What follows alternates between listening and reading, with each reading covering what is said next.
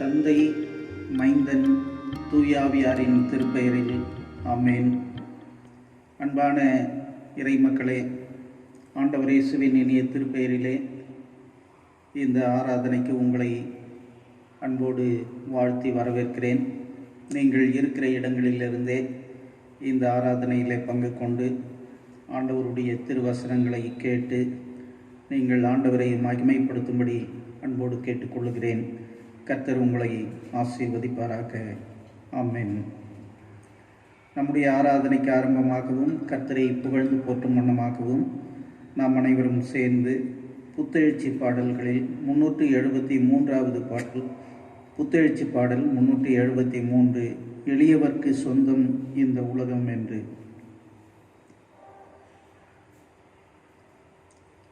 எளியவர்க்கு சொந்தம் இந்த உலகம் என்று நம் இயேசு சொன்ன நல்ல காலம் வருமோ என்று.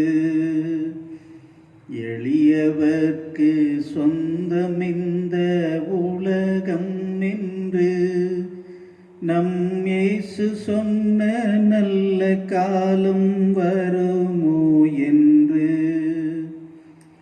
ஒளி இழந்து விளங்குதவர் வாழ்வு இன்று. ஒளி இழந்து விளங்குதவர் வாழ்வு இன்று.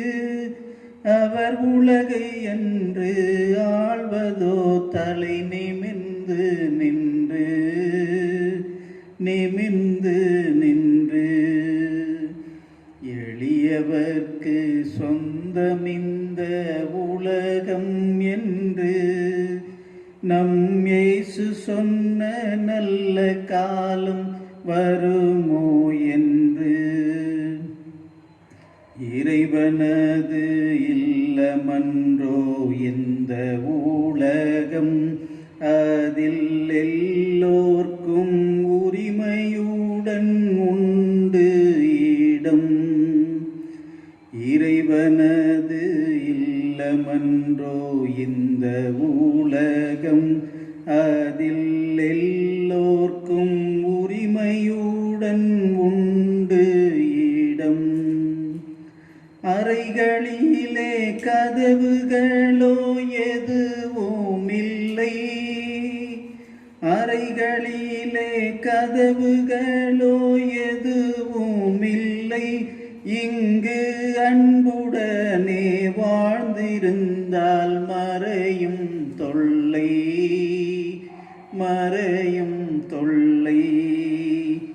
எளியவர்க்கு சொந்தம் இந்த உலகம் என்று நம் இயேசு சொன்ன நல்ல காலம் வருமோ என்று.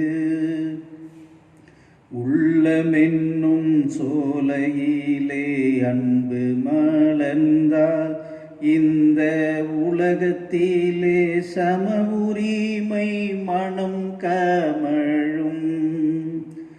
உள்ளமென்னும் சோலையிலே அன்பு மலர்ந்தால் இந்த உலகத்திலே சம உரிமை மனம் கமழும். வெள்ளமென இறை அன்பு வழிந்தோடினார். வெள்ளமென இறை அன்பு வழிந்தோடினார். இங்கு வறியவர்கள் வாழ்வினிலே வலிமை வரும் வலிமை வரும். எளியவர்க்கு சொந்தம் இந்த உலகம் என்று இயேசு சொன்ன நல்ல காலம் வருமோ என்று தனி மனிதன் திருந்திவிட்டால் போதாது, இந்த தாரணியே முழு திருப்பம் பெற வேண்டும். தனி மனிதன் திருந்திவிட்டால் போதாது, இந்த தாரணியே முழு திருப்பம் பெற வேண்டும். இனிமேலே வரும் என்று இருந்திடாதே, இனிமேலே வரும் என்று இருந்திடாதே. இன்றே எளியவர்கள் உணர்வூக்கம் பெற வேண்டும், பெற வேண்டும். எளியவர்க்கு சொந்தமிந்த உலகம் என்று நம் இயேசு சொன்ன நல்ல காலம் வருமோ என்று. மூன்றாம் ஆராதனை முறைமையை பின்பற்றுவோம். பக்கம் 21. நாம் கடவுளை தொழுவோம். கர்த்தரின் வாசல்களில் நன்றி அறிதலோடும் அவர் பிரகாரங்களில் துதியோடும் பிரவேசியுங்கள். அவருக்கு நன்றி செலுத்தி அவர் நாமத்தை தோத்தரியுங்கள். கர்த்தர் நல்லவர், அவர் கிருபை என்றென்றும், அவர் உண்மை தலைமுறை தலைமுறைக்கும் உள்ளது. நம்மை உண்டாக்கின கர்த்தருக்கு முன்பாக நாம் பணிந்து குனிந்து முழங்காற்படியிட கடவோம். வாருங்கள். அவர் நம்முடைய கடவுள், நாம் அவர் மேய்ச்சலின் ஜனமும் அவர் கைக்குள்ளான ஆடுகளுமாம். கர்த்தருடைய பர்வதத்தில் ஏறுபவன் யார்? அவருடைய பரிசுத்த ஸ்தலத்தில் நிற்பவன் யார்? சுத்தமுள்ள கைகளும் மாசற்ற இருதயம் உடையவனாய் வீணானதை பற்றி கொள்ளாமலும் கபடாய் ஆணையிடாமலும் இருக்கிறவனே. நமது கடவுளாகிய ஆண்டவருக்கு மிகுந்த இரக்கமும் மன்னிப்பும் உரியது. நாம் அவருக்கு விரோதமாய் துரோகம் செய்தோம். நமது கடவுளாகிய கர்த்தரின் சொல்லுக்கு செவி கொடாமற் போனோம். தமது ஊழியராகிய தீர்க்கதரிசிகளை கொண்டு அவர் நமக்கு முன்பாக வைத்த அவருடைய பிரமாணங்களின்படி நாம் நடக்கவில்லை. கடவுளுக்கு ஏற்கும் பலிகள் நைந்த ஆவிதான். கடவுளே, நைந்ததும் நொறுங்குண்டதுமான இருதயத்தை நீர் புறக்கணியீர். வருந்தி உழைத்து பாரம் சுமக்கிறவர்களே, நீங்கள் எல்லாரும் என்னிடத்தில் வாருங்கள், நான் உங்களுக்கு இளைப்பாறுதல் தருவேன். நான் எழுந்து என் தகப்பனிடத்திற்கு போய், தகப்பனே, பரத்துக்கு விரோதமாகவும் உமது பார்வையிலும் பாவம் செய்தேன் என்பேன். சேர்ந்து சொல்வோம். என் கண்மலையும் என் மீட்பெருமாக்கிய கர்த்தாவே, என் வாயின் வார்த்தைகளும் என் இருதயத்தின் தியானமும் உமது சமூகத்தில் பிரீதியாயிருப்பதாக. ஆமென். ஜெபம் செய்வோம். சர்வ வல்லமை உள்ள கடவுளே, நாங்கள் எங்கள் ஆண்டவர் இயேசு கிறிஸ்துவின் மூலமாய் உமது சமூகத்தில் எங்கள் வணக்கத்தையும் ஸ்தோத்திரத்தையும் செலுத்த வந்திருக்கிறோம். எங்கள் பாவங்களை உண்மையாய் அறிக்கை செய்யவும் மற்றவர்களுக்காகவும் எங்களுக்காகவும் ஜெபிக்கவும் உதவி செய்தள்ளும். உமது திருவசனத்தை நாங்கள் கேட்கும்போது உமது அன்பின் மகத்துவத்தை அதிக உண்மையாய் அறிந்து கொள்ளவும் உமது கிருபையின் கனிகளை எங்கள் வாழ்க்கையில் காட்டவும் அருள் புரிய வேண்டும் என்று எங்கள் ஆண்டவர் இயேசு கிறிஸ்துவின் மூலமாய் வேண்டிக் கொள்ளுகிறோம். ஆமென். நாம் சற்று நேரம் அமைதியாயிருந்து நம்மை நாமே சுய பரிசோதனை செய்து பார்ப்போம். நம்மிடத்தில் இருக்கின்ற பாவங்கள், குறைகள், குற்றங்கள் எல்லாவற்றையும் ஆண்டவருடைய சமூகத்திலே நாம் அறிக்கை செய்வோம். உண்மையாய் தங்கள் பாவங்களை அறிக்கை செய்கிற யாவருக்கும் கர்த்தர் சமீபமாய் இருக்கிறார். அவர்களை அரவணைத்து அவர்கள் மீது அன்பு பாராட்டி அவர்களுடைய பாவங்களை மன்னித்து நம்மை மன்னிக்க கர்த்தர் சித்தம் உள்ளவராய் இருக்கிறார். ஆகவே தைரியமாக நாம் நம்மை ஆண்டவருடைய சமூகத்திலே அர்ப்பணித்து நம்முடைய பாவங்களை அறிக்கை செய்வோம். அனைவரும் சேர்ந்து சொல்வோம். முதலாம் பாவரிக்கை ஜெபம். கடவுளே, உமது கிருபையின்படி எனக்கு இரங்கும். உமது இரக்கங்களின் பெருக்கத்துக்கு தக்கபடியே என் மீறுதல்களை அழித்துவிடும். என் அக்கிரமம் நீங்க என்னை முற்றிலும் கழுவியள்ளும். என் பாவம் வரை என்னை சுத்திகரியும். என் மீறுதல்களை நான் உணர்கிறேன். என் பாவம் எப்பொழுதும் எனக்கு முன் நிற்கிறது. தேவரீர் ஒருவருக்கே விரோதமாக நான் பாவம் செய்து உமது பார்வையில் தீமையானதை நடப்பித்தேன். கடவுளே, சுத்த இருதயத்தை என்னிலே சிருஷ்டியும், நிலைவரமான ஆவியை என் உள்ளத்திலே புதுப்பியும். உமது இரட்சண்ய சந்தோஷத்தை திரும்பவும் எனக்கு தாரும். உற்சாகமான ஆவி என்னை தாங்கும்படி செய்யும். இரக்கமுள்ள ஆண்டவரே, உம்மிடத்தில் விசுவாசமாயிருக்கிற ஜனமாக்கி நாங்கள் சகல பாவங்களும் வர சுத்திகரிக்கப்படுவதற்கும் அமைதலான மனதோடைய உமக்கு ஊழியம் செய்வதற்கும் எங்களுக்கு பாவ மன்னிப்பையும் சமாதானத்தையும் அளிச் செய்ய வேண்டும் என்று எங்கள் கர்த்தராகிய இயேசு கிறிஸ்துவின் மூலமாய் வேண்டிக் கொள்கிறோம். ஆமென்.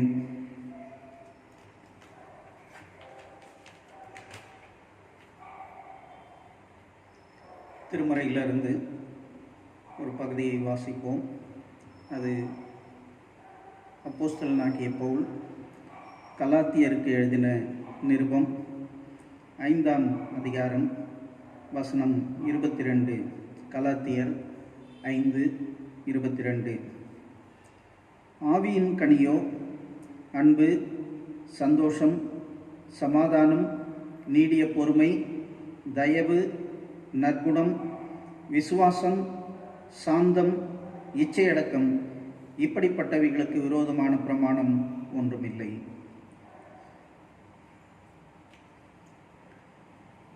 அன்பான இறை மக்களே, உடன் விசுவாசிகளே, உங்கள் அனைவரையும் நமது ஆண்டவரும் இரட்சகருமாகிய இயேசு கிறிஸ்துவின் இனிய திருப்பெயரிலே வாழ்த்துகின்றேன். ஆண்டவருடைய பெரிதான கிருபையினாலே இந்த வெள்ளிக்கிழமை ஆராதனைகளிலே ஒவ்வொரு பகுதியை தெரிந்து கொண்டு அதன் அடிப்படையிலே அதனுடைய சாராம்சங்களை நாம் தியானித்து கொண்டு வருகிறோம். அந்த அடிப்படையிலே குறிப்பாக கடந்த 2 வாரங்களாக ஆவியின் கனி நிறைந்த வாழ்வு என்ற அந்த தலைப்பின் அடிப்படையிலே ஆவியின் கனியை குறித்து நாம் சிந்திப்பதற்கு கர்த்தர் நமக்கு கிருபை பாராட்டினார். கடந்த வாரத்திலும் நம்முடைய அன்பு சகோதரர் திரு சாம்சன் கிறிஸ்துதாஸ் அவர்கள் குறிப்பாக இந்த நீடிய பொறுமை, தயவு, நற்குணம் என்ற அந்த தலைப்புகளின் அடிப்படையிலே ஆண்டவருடைய செய்தியை நம்மோடு கூட பகிர்ந்து கொண்டார்கள். இன்றைக்கு விசுவாசம், சாந்தம், இச்சையடக்கம் என்ற அந்த பொருள்களின் அடிப்படையிலே ஆண்டவருடைய செய்தியை உங்களோடு பகிர்ந்து கொள்வதிலே நான் பெருத்த மகிழ்ச்சி அடைகின்றேன். ஏற்கனவே நாம் தியானித்தது போல கிறிஸ்தவருடைய வாழ்விலே இந்த ஆவியின் கனி என்பது மிக மிக அவசியமானது. பல நேரங்களிலே இதற்கு நாம் அதிகமான முக்கியத்துவம் கொடுப்பதில்லை.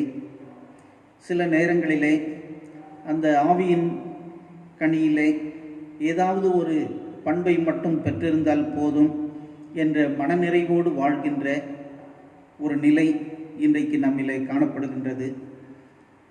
ஆனால் ஆண்டவர் நம்மிடத்திலே எதிர்பார்ப்பது அந்த 9 கனியும் நிச்சயமாக ஒவ்வொரு கிறிஸ்தவருடைய வாழ்விலும் இடம்பெற்றிருக்க வேண்டும் என்பதை ஆண்டவர் விரும்புகின்றார். அப்பொழுதுதான் உண்மையிலேயே நாம் சிறப்பான கனிகளை நம்முடைய வாழ்க்கையிலே நாம் கொடுக்க முடியும்.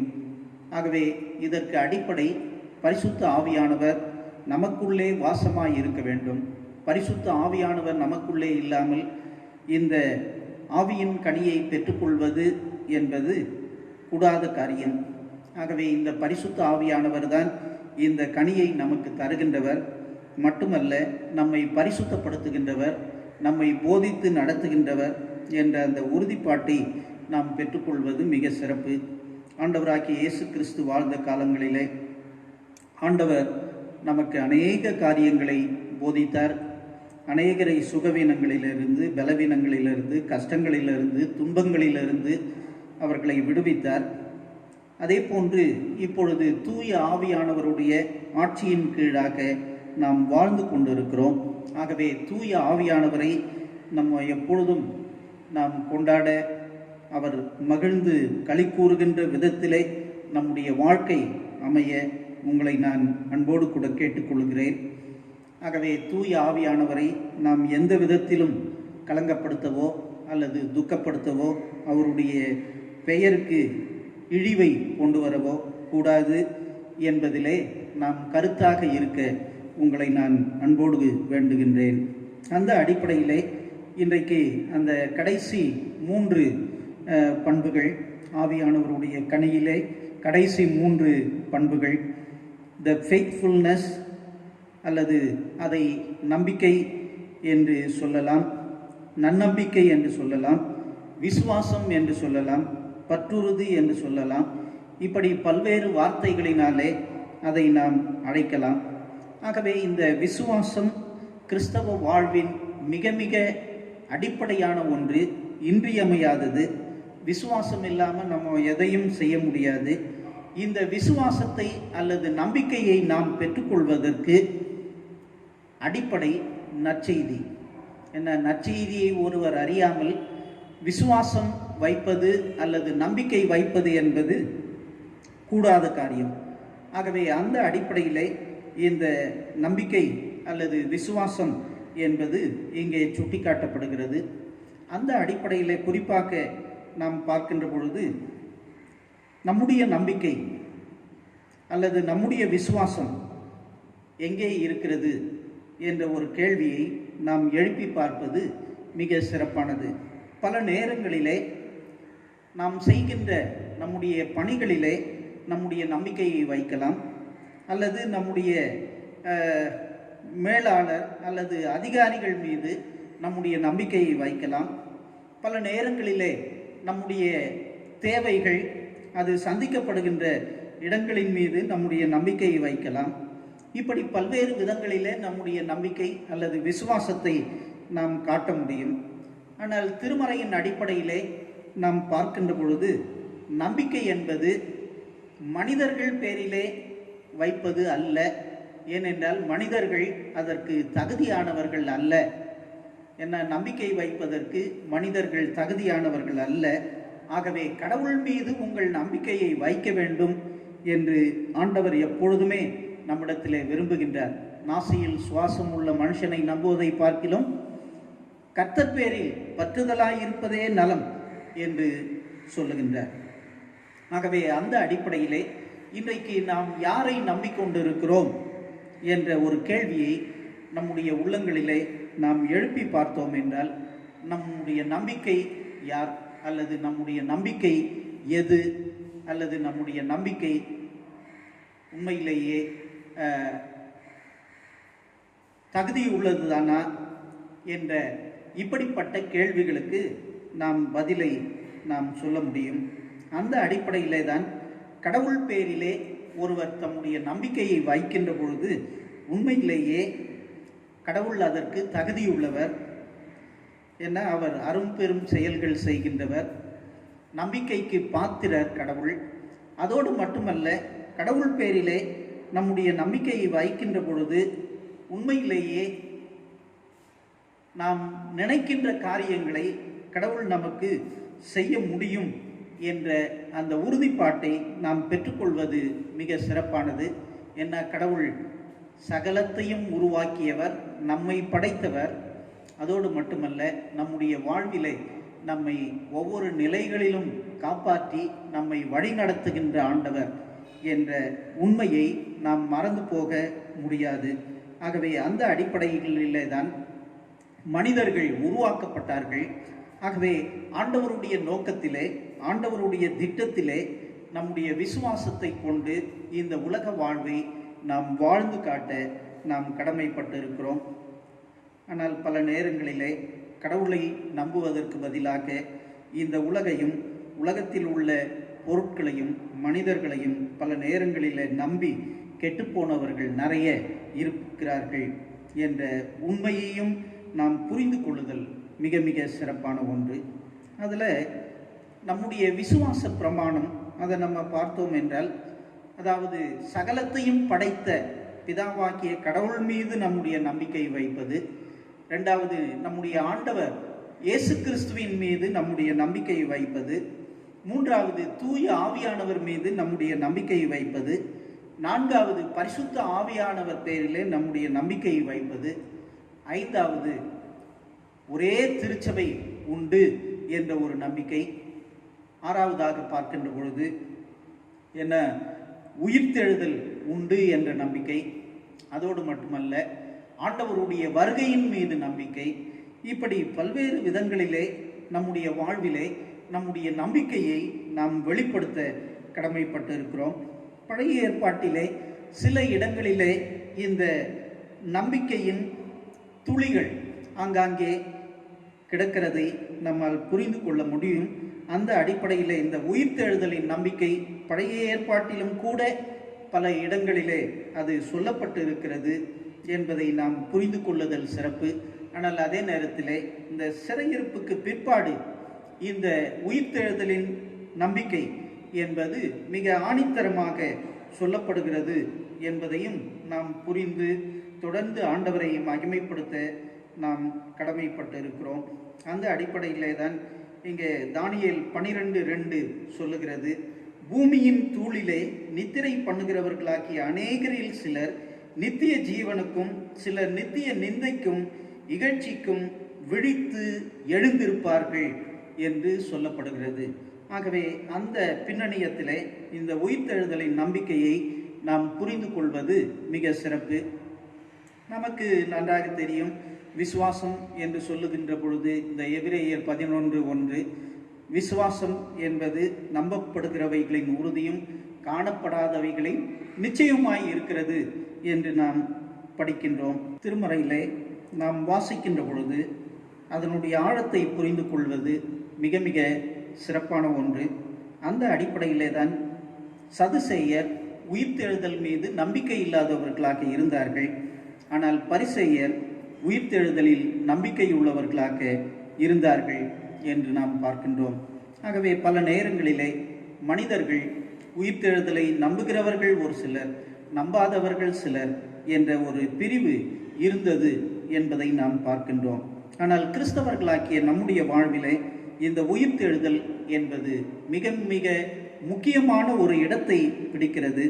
அது நமது ஆண்டவராகிய இயேசு கிறிஸ்து நம்முடைய பாவங்களுக்காக சிலுவையிலே மரித்து 3வது நாள் உயிரோடு கூட எழுந்தார். ஆகவே இதை விசுவாசிக்கின்ற அனைவரும் ரட்சிக்கப்படுவார்கள்.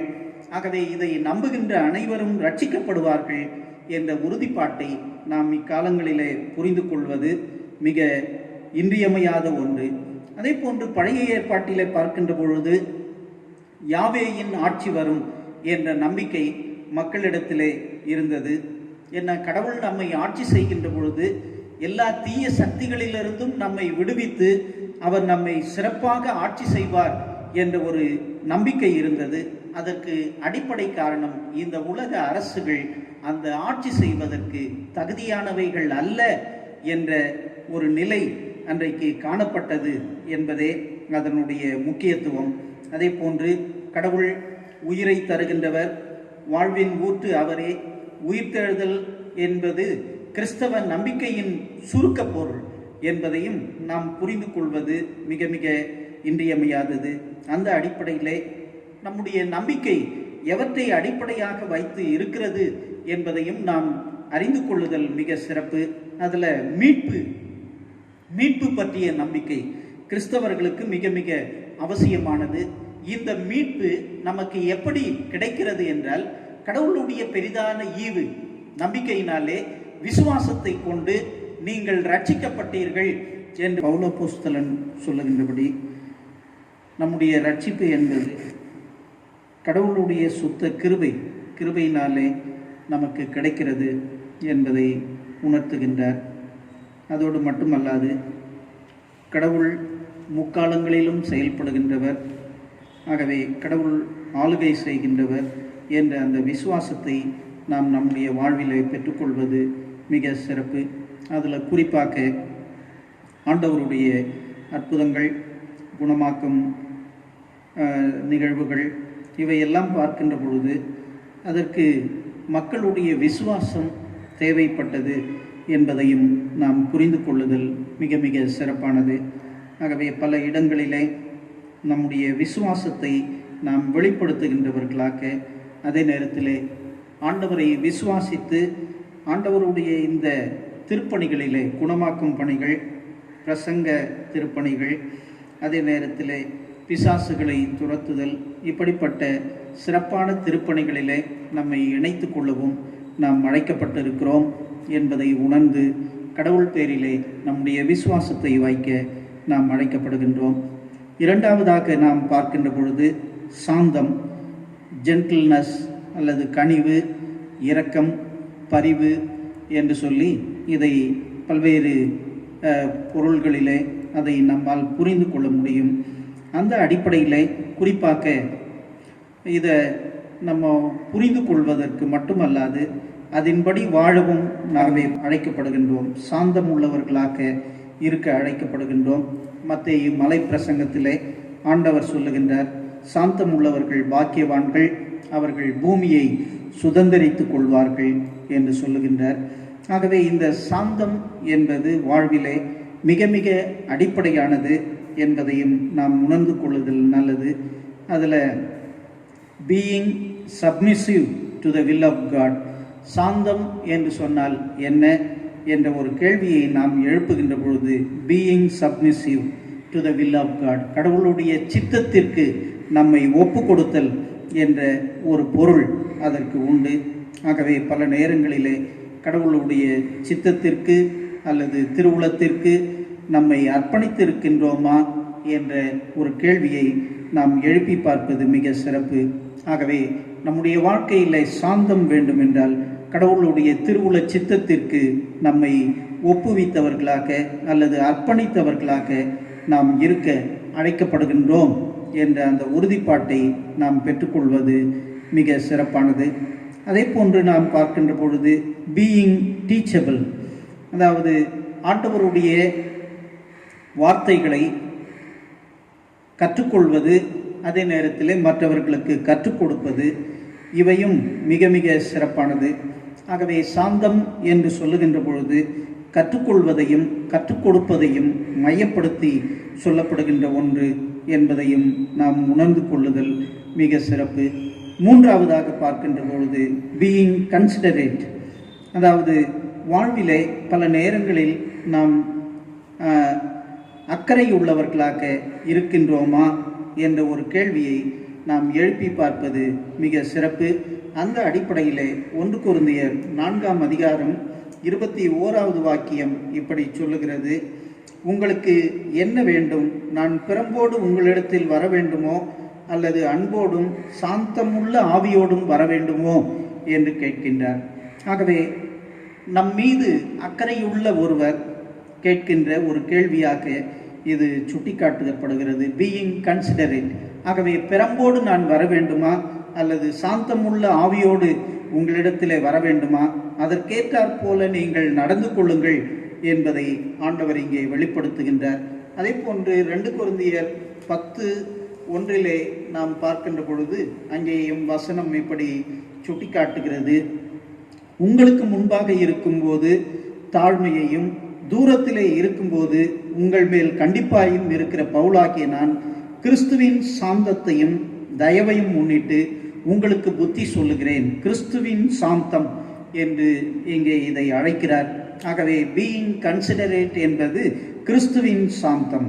ஆகவே கிறிஸ்துவின் சாந்தத்தை முன்னிறுத்தி உங்களை நான் வேண்டிக் கொள்ளுகிறேன் அல்லது உங்களுக்கு நான் புத்தி சொல்லுகிறேன் என்பதாக இங்கே மிக சிறப்பாக சுட்டிக்காட்டுகின்றார் என்பதை நாம் இந்த பகுதியில் பார்க்கிறோம். அதே போன்று எபேசியர் 4:2 நாம் இதை வாசிக்கின்ற பொழுது அங்கே ஆசிரியர் இப்படி சொல்லுகின்றார், கிறிஸ்து நமக்காக தம்மை தேவனுக்கு சுகந்த வாசனையான காணிக்கையாகவும் பலியாகவும் ஒப்பு கொடுத்து நம்மில் அன்பு கூர்ந்தது போல நீங்களும் அன்பிலே நடந்து கொள்ளுங்கள். மேலும் பரிசுத்தவான்களுக்கு ஏற்றபடி வேசித்தனமும் மற்றெந்த அசுத்தமும் பொருளாசையும் ஆக்கிய இவைகளின் பேர் முதலாய் உங்களுக்குள்ளே சொல்லப்படவும் கூடாது என்பதை இங்கே மிக அருமையாக சுட்டிக்காட்டுகின்றார். எபேசியர் 4:2 இன்னொன்றை சுட்டிக்காட்டுகின்றார். மிகுந்த மனத்தாழ்மையும் சாந்தமும் நீடிய பொறுமையும் உடையவர்களாய் அன்பினால் ஒருவரையொருவர் தாங்கி சமாதான கட்டினால் ஆவியின் ஒருமையை காத்துக்கொள்ளுங்கள் என்று இங்கே பவுல் அப்போஸ்தலன் மிக அருமையாக சுட்டிக்காட்டுகிறார். ஆகவே கிறிஸ்துவுக்குள் எனக்கு மிகவும் பிரியமானவர்களே, இந்த ஜென்டில்னஸ் அல்லது சாந்தம் என்பது being submissive to the will of God, being teachable and being considerate என்ற அடிப்படைகளிலே அதை நாம் புரிந்து கொள்ள முடியும். அதில் குறிப்பாக அரிஸ்டாட்டில் என்கின்ற தத்துவ ஞானி இந்த ஜென்டில்னஸ் என்பது என்ன, அதனுடைய பொருள் என்ன என்பதை குறித்து அவர் பேசுகின்றார். அப்படி பேசுகின்ற பொழுது அவர் சொல்லுகின்றார், meaning between excessive anger and excessive angerlessness என்று சொல்லுகின்றார். அதாவது இதனுடைய பொருள் என்ன என்று நாம் பார்க்கின்ற பொழுது அதிகமாக கோபப்படுதல், அதிகமாக கோபம் இல்லாமல் அமைதியாக இருத்தல் என்ற அந்த பொருளை இதற்கு அவர் சுட்டி காட்டுகின்றார். அந்த அடிப்படையில் அவர் விளக்குகின்ற பொழுது சொல்லுகின்றார், the quality of the man who is always angry at the right time and never at the wrong time என்று சொல்லுகின்றார். அதாவது தகுந்த நேரத்தில், சரியான நேரத்திலே கோபப்படுவதும், ஒருவேளை கோபப்படக்கூடாத நேரத்திலே ஒருவேளை நம்ம அமைதியாக இருப்பதும் மிக சிறப்பானது என்று சொல்லுகின்றார். ஆகவே சாந்தம் என்பது அமைதியாக இருந்து விடுவது மட்டுமல்ல, சில நேரங்களிலே சரியான நேரங்களிலே கோபப்படுவதும் சாந்தம்தான் என்பதை சுட்டி காட்டுகின்றார். ஆண்டவர் தேவாலயத்தை சுத்திகரிக்கின்ற பொழுது அதை கல்வர் குகையாக மாற்றியிருந்த சூழலை கண்டு ஆண்டவர் கோபப்பட்டார். இது மிக அவசியம். அதே நேரத்திலே பிணியாளிகளை பார்க்கின்ற பொழுது அவர்களுக்காக பரிதபித்தார். அப்படிப்பட்ட ஒரு நிகழ்வை இது நமக்கு சுட்டி காட்டுகிறது. கோபப்பட வேண்டிய நேரத்திலே, சரியான நேரத்திலே கோபப்படுவதும், மற்ற நேரங்களிலே கோபம் இல்லாமல் அமைதியாக இருப்பதும் ஒவ்வொரு கிறிஸ்தவனுக்கும் மிக மிக ஏற்றது. இதுதான் சாந்தம் என்பதை மிக சிறப்பாக விளக்குகின்றார். அதே போன்று மூன்றாவதாக இச்சை அடக்கம், செல்ஃப் கண்ட்ரோல் என்று அதை ஆங்கிலத்திலே சொல்லி இருக்கிறார்கள். இச்சை அடக்கம் என்பது கிறிஸ்தவ பண்புகளிலே மிக மிக சிறப்பானது. அதை 10 கட்டளைகளிலும் நாம் வாசிக்கிறோம். பிறர் பொருளை இச்சையாதிருப்பாயாக, அல்லது ஒரு பெண்ணை இச்சையோடு பார்க்கிற எவனும் அவளோடு கூட விபச்சாரம் செய்தாயிற்று என்ற பல பொருள்களிலே இது மிக சிறப்பாக சுட்டி காட்டப்படுகிறது. ஆகவே கிறிஸ்தவர்களுக்கு இந்த இச்சை அடக்கம் என்பது மிக மிக அவசியம். ஆகவே எல்லாவற்றையும் தங்களுடைய கட்டுப்பாட்டிலே அவர்கள் வைத்திருக்க வேண்டும் என்பதை சொல்லுகின்றார். அதுதான் பிளாட்டோ சொல்லுகின்றார். அதாவது இந்த இச்சை அடக்கம் அல்லது செல்ஃப் கண்ட்ரோல் என்பது இட்ஸ் எ செல்ஃப் மாஸ்டரி என்று சொல்லுகின்றார். செல்ஃப் மாஸ்டரி என்று சொல்லுகின்றார். ஆகவே கிறிஸ்துவுக்குள் எனக்கு மிகவும் பிரியமானவர்களே, எல்லாவற்றையும் நம்முடைய கட்டுப்பாட்டில் வைத்திருப்பது மிக மிக அவசியம். ஆகவே மனதை நம்ம இஷ்டம் போல விட்டுவிடக்கூடாது. அதற்கு சுய கட்டுப்பாடு என்ற ஒன்று உண்டு. அந்த அடிப்படையிலே நாம் கட்டுப்பாடு உள்ளவர்களாக நம்மை நாமே ஒழுங்குபடுத்தி கொள்ள நாம் அழைக்கப்படுகின்றோம். அதை தான் ஆண்டவர் நம்மிடத்திலே அதிகமாக எதிர்பார்க்கின்றார். அதில் சொல்லப்படுகின்ற காரியம் என்னவென்றால், it is the spirit which has mastered its desires and its love of pleasure என்று சொல்லுகின்றார். அதாவது இது ஒரு ஆவியின் செயல். ஆகவே இது என்னன்னா, நம்மை நாமே கட்டுப்படுத்திக் கொள்வதும் நமது மனதிற்குள் இருக்கின்ற ஆசைகளையும் இச்சைகளையும் கட்டுப்படுத்துவது என்பதை அவர் மிக அருமையாக சுட்டி காட்டுகின்றார். அதே போன்று இந்த 1 கொரிந்தியர் 9:25 வாக்கியம், 1 கொரிந்தியர் 9:25 இதில் நாம் படிக்கின்ற பொழுது இங்கே சொல்லுகின்றார், பந்தயத்திற்கு போராடுகிற யாவரும் எல்லாவற்றிலேயும் இச்சையடக்கமாயிருப்பார்கள். அவர்கள் அழிவுள்ள கிரீடத்தை பெறும்படி அப்படி செய்கிறார்கள். நாமோ அழிவில்லாத கிரீடத்தை பெறும்படி அப்படி செய்கிறோம்.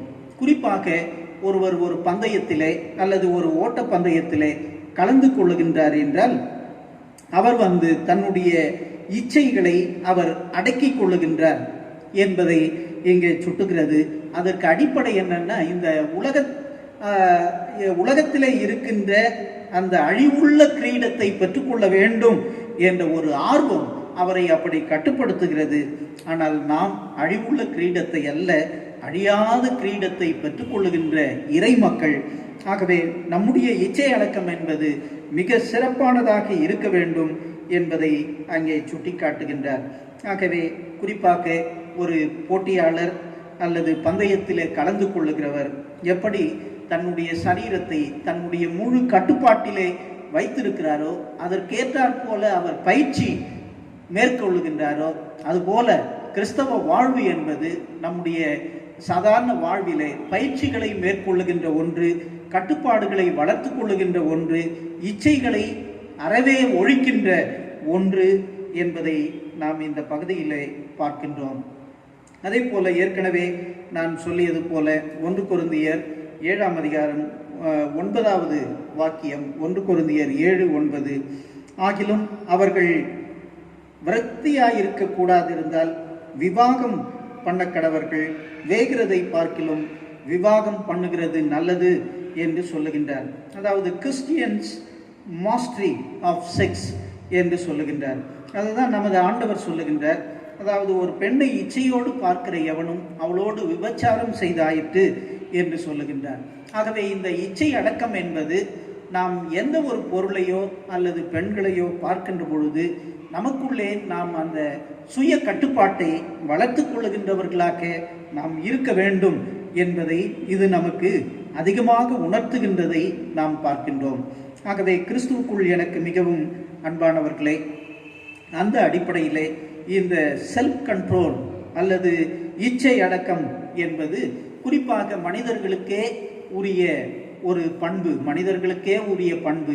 அதை அடக்கி ஆள்வதற்கு கடவுளுடைய அருள் நமக்கு தேவைப்படுகிறது, கடவுளுடைய ஆசீர்வாதம் நமக்கு தேவைப்படுகிறது, கடவுளுடைய பலன், தூய ஆவியானவருடைய வல்லமை நமக்கு தேவைப்படுகிறது.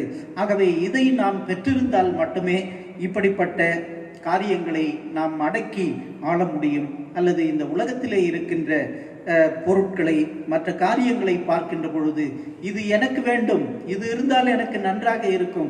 ஆகவே இப்படிப்பட்ட ஆசைகளை நாம் அதிகமாக வளர்த்து கொள்வது, ஒருவேளை அப்படிப்பட்டவர்கள் தங்களை அடக்கி ஆள முடியாது என்பதையும் இது மிக அதிகமாக சுட்டிக்காட்டுகிறது என்பதை நாம் பார்க்க கடமைப்பட்டிருக்கிறோம்.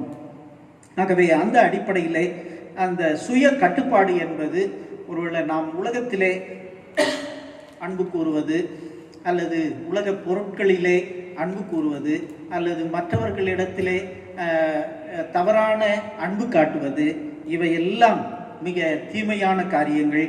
இவற்றிலிருந்து நாம் நம்மை கட்டுப்படுத்தி கொள்ள மிக மிக அவசியம் என்பதை இந்த சுய கட்டுப்பாடு அல்லது செல்ஃப் கண்ட்ரோல் என்பது நமக்கு உணர்த்துகின்றது என்பதை பார்க்கின்றோம். மற்றொரு காரியம் என்னவென்றால், it is used of the virtue of an emperor who never lets his people's private interest influence the government of his people என்று சொல்லுகின்றார். அதாவது அதை நம்ம சாதாரணமாக சொல்லுவோம் என்றால், அதிகார துஷ்பிரயோகம் செய்யாமல் தன்னை கட்டுப்படுத்துதல், அதிகார துஷ்பிரயோகம் செய்யாமல் தன்னை கட்டுப்படுத்துதல். ஒரு அதிகாரம் எனக்கு வந்துச்சுன்னா உடனே அந்த அதிகாரத்தை பயன்படுத்தி எனக்கு வேண்டியவர்களுக்கு ஒருவேளை நன்மை செய்தல் அல்லது மற்றவர்களுக்கு அவர்களை புறக்கணித்தல், இப்படிப்பட்ட காரியங்கள், இதுதான் அதிகார துஷ்பிரயோகம் என்று நாம் பார்க்கின்றோம். ஆகவே கிறிஸ்துவுக்குள் எனக்கு மிகவும் பிரியமானவர்களே, நம்மிடத்திலே ஒரு சில பொறுப்புகள் இந்த உலகத்திலே கடவுள் நமக்கு கொடுத்திருக்கின்றார். இந்த பொறுப்புகளை நாம் எப்படி பயன்படுத்துகின்றோம்? சுயநலத்திற்காக ஒருவேளை இதை பயன்படுத்துகின்றோமா, அல்லது நம்முடைய உறவுகளுக்காக இதை பயன்படுத்துகிறோமா, நமக்கு வேண்டியவர்கள் நன்மை பெற வேண்டும் என்பதற்காக இவற்றை பயன்படுத்துகின்றோமா என்ற ஒரு கேள்வியை நாம் எழுப்பி பார்ப்பது நல்லது. எனக்கு இருக்கின்ற அந்த உரிமைகளை பல நேரங்களிலே துஷ்பிரயோகம் செய்கின்ற ஒரு நிலை, அது கட்டுப்பாடற்ற ஒரு நிலையை அது சுட்டி காட்டுகிறது. ஆனால் அப்படிப்பட்ட நிலையிலிருந்து நம்மை காத்து கொள்வதற்கு நமக்கு கொடுக்கப்பட்டிருக்கின்ற பொறுப்புகளை உண்மையோடும் உத்தமத்தோடும் கடவுளுக்கு பயந்தும் நாம் செய்ய அழைக்கப்படுகின்றோம். அதை தான் ஆண்டவர் நம்மிடத்திலே அதிகமாக எதிர்பார்க்கின்றார். அதே போன்று குறிப்பாக கடைசியாக நாம் பார்க்கின்ற பொழுது இந்த மார்க்கு நற்செய்தி நூல் 10ஆம் அதிகாரம் 45வது வாக்கியம், மார்க்கு 10:45, அப்படியே மனுஷகுமாரனும் ஊழியம் கொள்ளும்படி வராமல் ஊழியம் செய்யவும் அநேகரை மீட்கும் பொருளாக தம்முடைய ஜீவனை கொடுக்கவும் வந்தார் என்று வசனம் மிக தெளிவாக சுட்டிக்காட்டுகிறது. To fit himself to be the servant of others என்று சொல்லப்படுகிறது. ஆகவே கிறிஸ்துக்குள் எனக்கு மிகவும் அன்பானவர்களே, இந்த இச்சை அடக்கம் என்பது ஒருவேளை நம்மை ஏதோ உயர்ந்தவனாக நம்மை கருதி கொள்வது அல்லது பல நேரங்களிலே மற்றவர்களை காட்டிலும் நான் பெரியவன் என்று நினைத்து கொள்வது அது அல்ல. இங்கே ஆண்டவர் ஒரு சிறப்பான முன்மாதிரியை நமக்கு வைத்து சென்றிருக்கின்றார். அந்த முன்மாதிரி என்னவென்றால் இந்த சர்வன்ட்ஹுட், அதாவது பணி செய்கின்ற முன்மாதிரி. ஆகவே நான் ஊழியம் கொள்வதற்கு வரவில்லை, ஊழியம் செய்ய வந்தேன் என்று ஆண்டவரே இந்த இடத்திலே தன்னை அர்ப்பணிக்கின்றதை நாம் இந்த பகுதியிலே பார்க்கின்றோம். ஆகவே கிறிஸ்துவுக்குள் எனக்கு மிகவும் பிரியமானவர்களே, இந்த ஆவியின் கனியின் கடைசி 3 காரியங்களை குறித்து நாம் சிந்திப்பதற்கு கடவுள் நமக்கு உதவி செய்தார். அந்த அடிப்படையிலே இந்த faithfulness, gentleness and self control, இதை நம்முடைய வாழ்க்கையிலே நாம் நிறைவாய் பெற்றுக்கொள்வதற்கு தூய ஆவியானவர் நமக்கு உதவி செய்வார். கடவுள் தாமே நமக்கு போதுமானவராய் இருந்து ஆண்டவருடைய திருவுள்ள சித்தத்தின்படி, அவருடைய திட்டங்களின்படி, அவர் நம்மிடத்தில் விரும்புகின்றபடி நம்முடைய வாழ்வை வாழ்ந்து காட்ட கர்த்தர் நமக்கு உதவி செய்வாராக. ஆமேன். கர்த்தர் தாமே உங்களை ஆசீர்வதித்து கிருபையினாலும் இரக்கங்களினாலும் நன்மைகளினாலும் உங்களை நிரப்பி காப்பாராக. ஆமேன். தலைகளை தாழ்த்தி ஜெபிப்போம். கிருபை நிறைந்த ஆண்டவரே, இந்த மகிழ்ச்சியான நாளுக்காக உம்மை நன்றியோடு கூட துதிக்கின்றோம். கடந்த 3 வெள்ளிக்கிழமைகளிலும் ஆவியின் கனி என்பதை குறித்து நாங்கள் தியானிப்பதற்கு நீர் எங்களுக்கு பாராட்டின கிருபைகளுக்காக உமக்கு கோடாக்கோடி ஸ்தோத்திரங்களை ஏறெடுக்கிறோம். அவற்றை எங்கள் வாழ்க்கையிலே இந்த ஆண்டவரை கடைபிடித்து அவற்றிற்கு முக்கியத்துவம் கொடுத்து அவற்றிற்கு முன்னிடம் கொடுத்து எப்பொழுதும் ஆண்டவரே நாங்கள் சிறப்புமிக்க பிள்ளைகளாக இந்த உலகத்திலே வாழ்வதற்கு எங்களுக்கு உம்முடைய அருளையும் ஆற்றலையும் தயவாய் கட்டளையிட்டள்ளும். குறிப்பாக ஆண்டவரே இந்த நேரத்திலே எங்கள் திருச்சபைக்காக, திருச்சபை குடும்பங்களுக்காக நாங்கள் ஜெபிக்கின்றோம். உம்முடைய தூய ஆவியானவரின் திருப்பெயரை இந்த ஆண்டவரை பெற்றிருக்கின்ற திருச்சபை, இந்த திருச்சபையிலே உம்முடைய கனி நிறைந்த வாழ்வு காணப்பட வேண்டும். அது குடும்பங்களுக்குள்ளும் தனிப்பட்ட ஒவ்வொருவருடைய வாழ்வுக்குள்ளும் அப்படிப்பட்ட கனி காணப்பட வேண்டும் என்பதை ஆண்டவரே உம்முடைய சமூகத்தில் வேண்டுகின்றோம். உமது பிள்ளைகளை நீர் ஆசீர்வதியும், அவர்களை பலப்படுத்தும், அவர்களுக்கு உற்ற துணையாயிருந்து கண்ணின்மணியைப் போல நீர் காக்கும்படியாய் ஜெபிக்கின்றோம். அதை போன்ற ஆண்டவரே எங்கள் திருச்சபையின் செயலர், பொருளர், நிர்வாக குழு அங்கத்தினர்கள், ஐக்கிய குழுக்களின் பொறுப்பாளர்கள் அனைவருக்காகவும் நாங்கள் வேண்டுதல் செய்கிறோம். உமது பிள்ளைகளை நீர் ஆசீர்வதியும்.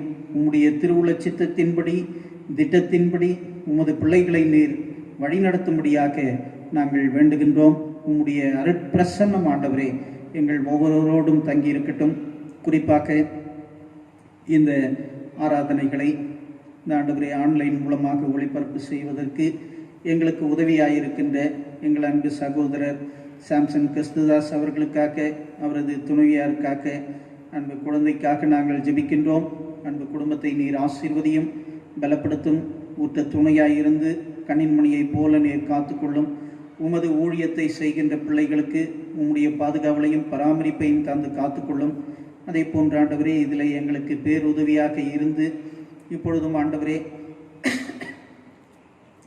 விபத்து ஏற்பட்டு மருத்துவமனையில் சிகிச்சை பெற்று வருகின்ற எங்கள் அன்பு சகோதரர் பால் டேனியல் அவர்களுக்காக, அவரது துணைவியார் பெட்டி அவர்களுக்காக, குழந்தைக்காக நாங்கள் ஜெபிக்கின்றோம். உமது மகனை நீர் கண்ணோக்கி எழும். ஆண்டவரே, இந்த காரியங்களிலே எங்களுக்கு மிக பேருதவியாக இருந்தவர். இந்த இக்கட்டான சூழ்நிலையிலே உம்முடைய கரத்தை நீட்டி உமது மகனை நீர் தொட்டு அவருக்கு பரிபூர்ண சுகத்தை நீர் கிருபையாய் கட்டளையிட்டாலும் சீக்கிரத்திலே ஆண்டவரே அவர் உணர்வு பெற்று எழும்ப நீர் உதவி செய்யும்படியாய் நாங்கள் ஜெபிக்கின்றோம். நீர் ஆண்டவரே வல்ல காரியங்களை செய்கின்றவர், அற்புதங்களையும் அடையாளங்களையும் செய்கின்றவர். உமக்கு கூடாக்கூடி ஸ்தோத்திரங்களை ஏறெடுக்கிறோம். அதே போன்று உமது மகனை சீக்கிரத்தில் எழுப்பி நல்ல பரிபூர்ண சுகத்தை தந்து அவர் மீண்டுமாக ஆண்டவரே எங்கள் மத்தியில் வந்து உம்மை மகிமைப்படுத்துவதற்கு நீர் கிருபை பாராட்டும்படியாக ஜெபிக்கின்றோம். அதே போன்று சுகவீனங்களிலும் பலவீனங்களிலும் இருக்கின்ற மக்களுக்காக ஜெபிக்கின்றோம். நீரே உமது பிள்ளைகளை இந்த ஆண்டவரை கண்ணோக்கி அவர்களுக்கு இறங்கி உம்முடைய சுகத்தையும் பலனையும் உம்முடைய தூய ஆவியானவரின் கனியையும் உமது பிள்ளைகளுடைய வாழ்விலே நிறைவாய் கொடுக்கும்படியாக ஜெபிக்கின்றோம். தொடர்ந்து ஒவ்வொருவரையும் ஆசீர்வதியும். இந்த ஆண்டவரே கொரோனா இந்த ஆண்டவரே காலங்களிலே இப்பொழுதும் ஆண்டவரே கொரோனா ஓரளவுக்கு ஆண்டவரை குறைந்திருப்பதை கண்டு உமக்கு நாங்கள் நன்றி படைக்கின்றோம். முற்றிலுமாக இதனுடைய தாக்கத்தை நீர் குறைத்து மக்கள் மனநிறைவோடு சந்தோஷத்தோடு சமாதானத்தோடு வாழ்வதற்கு நீர் உதவி செய்யும்படியாக ஜெபிக்கின்றோம். எங்கள் ஆலய பணியாளர் அன்பு உஷா பிள்ளைகளுக்காக ஜெபிக்கின்றோம். அவர்களையும் நீர் ஆசீர்வதியும் பலப்படுத்தும் உற்ற துணையாயிருந்தள்ளும். அதை போன்று அவரது தந்தையாரும் ஆண்டவரே மருத்துவமனையில் சிகிச்சை பெற்று வருகின்ற பொழுது நீர் அவருக்கு துணையாயிருந்து உமது மகனை தொட்டு சுகத்தை தந்து அவர் ஆண்டவரே உம்மை தொழுது கொள்வதற்கு நீர் உதவி செய்யும்படியாய் நாங்கள் வேண்டுகின்றோம். கிருபையினால் ஒவ்வொருவரையும் காத்துக்கொள்ளும்.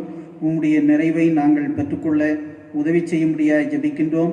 ஆண்டவரே, இந்த ஆராதனை உண்மையிலேயே உம்முடைய பிள்ளைகளுக்கு ஆசீர்வாதமாக அமைய நாங்கள் வேண்டுகின்றோம். கிருபையினால் காத்துக்கொள்ளும். உம்முடைய நிறைவை தாரும். இயேசுவின் நாமத்தில் ஜெபிக்கிறோம் பிதாவே, ஆமென். அனைவரும் சேர்ந்து சொல்வோம். பரமண்டலங்களில் இருக்கிற எங்கள் பிதாவே, உம்முடைய நாமம் பரிசுத்தப்படுவதாக, உம்முடைய ராட்சியம் வருவதாக, உம்முடைய சித்தம் பரமண்டலத்திலே செய்யப்படுகிறது போல பூமியிலேயும் செய்யப்படுவதாக. அன்றன்றுள்ள அப்பத்தை இன்று எங்களுக்கு தாரும். எங்களுக்கு விரோதமாய் குற்றம் செய்கிறவர்களுக்கு நாங்கள் மன்னிக்கிறது போல எங்கள் குற்றங்களை எங்களுக்கு மன்னியும்.